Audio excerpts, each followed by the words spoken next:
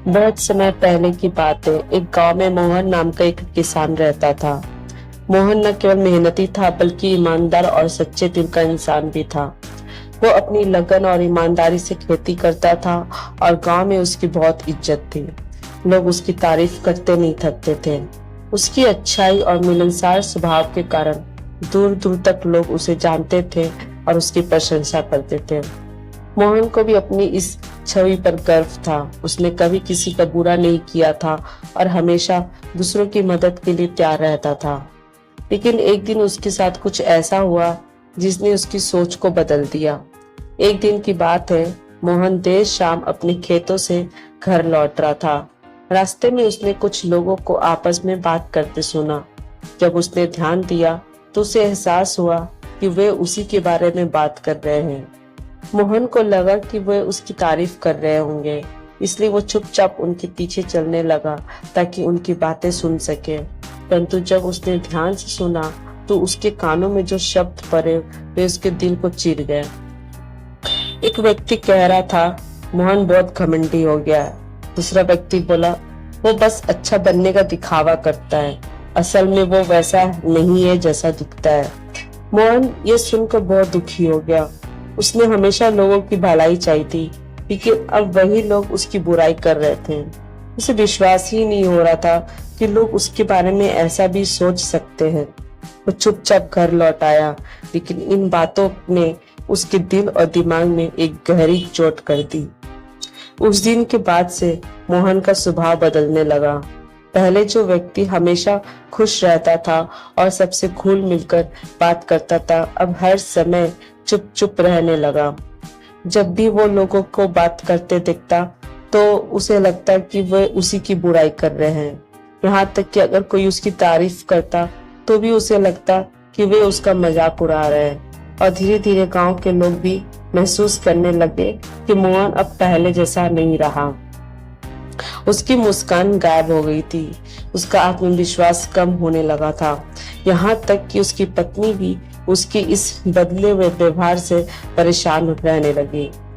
एक दिन उसकी पत्नी ने उससे पूछा, आजकल आप इतने उदास और चिंतित क्यों रहते हैं?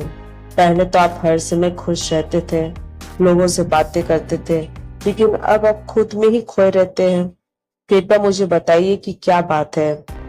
मोहन ने गहरी सांस ली और फिर पत्नी को वो सब कुछ बता दिया जो उसने उस दिन सुना था।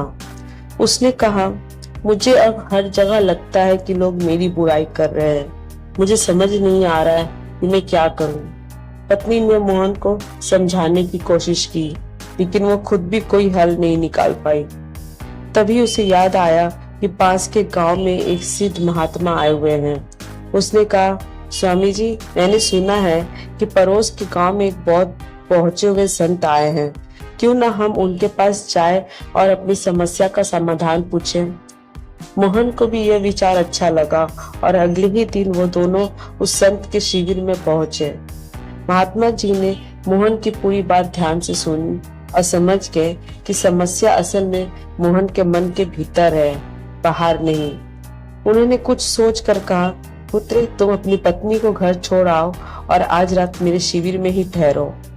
मोहन को महात्मा जी की बात समझ नहीं आई, लेकिन उन्होंने उनके कहे अनुसार किया। रात होते ही मोहन सोने के लिए अपनी चटाई पर लेट गया, लेकिन जैसे ही रात गहरी हुई, पास के तालाब से तेज शोर सुनाई देने लगा। मेढकों की टर टर आवाज इतनी ज्यादा थी कि मोहन ठीक से सो भी नहीं पा रहा था। थोड़ी देर सहने के बाद मोहन ने महात्मा जी से कहा, महाराज, ये क्या हो रहा है? इतनी तेज आवाज आ रही है कि नींद ही नहीं आ रही है। महात्मा जी मुस्कुराते हुए बोले, पुत्र, ये तालाब के मेढकों की आवाज है। जब रात होती है तो वे शोर मचाने लगते हैं। मोहन चिंतित होकर बोला, परंतु महाराज, यह तो बहुत कष्टदायक है, ऐसे में कोई कैसे सो सकता है? महात्मा जी बोले, बिल्कुल सही। अगर तुम्हें यह शोर परेशान कर रहा है तो तुम कुछ करो। मोहन ने सोचा और फिर बोला, कल मैं गांव से मजदूर बुलाकर इन मेढकों को पकड़कर कहीं दूर छोड़ आता हूँ, ताकि रात को ये शोर ना हो। अगले ही दिन सुबह मोहन कुछ मजदूरों को लेकर वहां पहुंचा। उसने तालाब के चारों ओर जाल लगवाया और मेढकों को पकड़वाने लगा। कुछ ही समय में सारे मेढक पकड़ लिए गए, लेकिन जब मोहन ने गिना तो पाया कि कुल मिलाकर केवल 50-60 मेढक ही थे।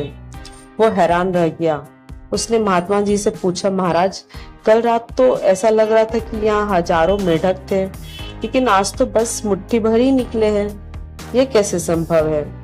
महात्मा जी गंभीर होकर बोले, पुत्र, कल रात भी बस यही कुछ मेढक टर टर कर रहे थे, लेकिन उनका शोर इतना अधिक था कि तुम्हें लगा कि पूरी दुनिया शोर मचा रही है। मोहन कुछ सोचने लगा। महात्मा जी ने आगे कहा, बिल्कुल यही तुम्हारे साथ हुआ है। तुमने सिर्फ कुछ लोगों को अपनी बुराई करते सुना और तुम्हें लगा कि पूरी दुनिया तुम्हारी बुराई कर रही है, लेकिन असल में बुराई करने वाले लोग भी सिर्फ इन मुट्ठी भर मेढकों की तरह ही होते हैं। वे ज्यादा नहीं होते, पर उनका शोर बहुत होता है। मोहन को अपनी गलती समझ में आ गई। उसने महसूस किया कि वो कुछ ही लोगों की नकारात्मक बातों को पूरे गांव की राय मान बैठा था। महात्मा जी बोले, पुत्र, इस दुनिया में कितने भी अच्छे इंसान क्यों ना हो, कुछ लोग उनकी बुराई जरूर करेंगे, लेकिन इसका मतलब ये नहीं है कि पूरी दुनिया तुम्हारे खिलाफ है। तुम्हें अपने मन में सकारात्मकता रखनी चाहिए और अपने अच्छे कर्मों पर विश्वास रखना चाहिए। तुम इस कहानी से क्या सीख सकते हैं, आइए जानते हैं। मोहन को ये बात गहराई से समझ में आ गई। वो महात्मा जी का धन्यवाद करके अपने गांव लौट आया। अब वो पहले जैसा खुश रहने लगा। उसने नकारात्मक बातों को अनदेखा करना सीख लिया और अपनी मेहनत और अच्छाई पर विश्वास बनाए रखा। दोस्तों, हमें भी मोहन की तरह ये समझना चाहिए कि बुराई करने वाले लोग मुट्ठी भर मेढकों की तरह होते हैं। वे कम होते हैं, लेकिन शोर बहुत मचाते हैं। हमें उनकी बातों से डरना या घबराना नहीं चाहिए, बल्कि अपने आत्मविश्वास और सकारात्मक सोच के साथ आगे बढ़ते रहना चाहिए। उम्मीद आपको ये कहानी बहुत अच्छी लगी होगी। प्लीज कमेंट करके हमें जरूर बताएं। Thank you.